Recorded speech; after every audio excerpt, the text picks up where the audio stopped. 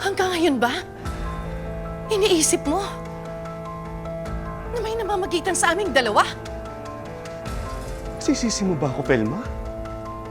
Sige, kung business talaga yung pinunta mo dito, bakit sa dinami-dami ng hotel sa Davao, dito ka sa bahay niya nakatira? Wala ka bang tiwala sa akin? Sa'yo meron, sa kanya wala! Ilang pesos ko bang sasabihin sa'yo? At tinutulungan lang niya ako. Manuel, Velma's not feeling well. Hindi nga. Kaya nga gusto ko siyang isama para maalagaan ko siya. Hindi nga tayo pwedeng nandito pareho. Habang nandun yung mga bata sa Maynila. Pero, Pelma! Tama na! Pwede ba umalis ka na? Ang dami kong iniisip eh! Dumatagdag ka pa!